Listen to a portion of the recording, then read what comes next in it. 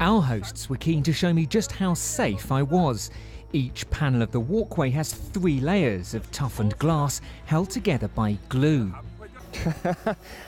Well, the president has given me a hammer and said that even if I can get through all 3 layers of glass, I won't fall through. He's also said that I will be the toughest man in the world if I can get through this lot.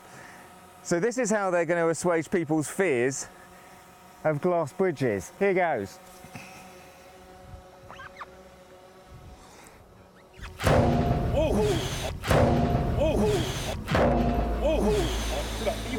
Yes. And it looks like you can see the top glass has shattered here. 7,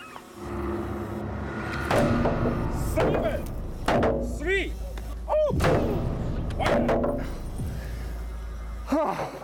We're okay. Oh.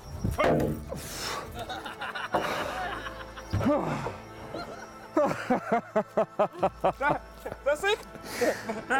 Do you know what? I think this might be safe.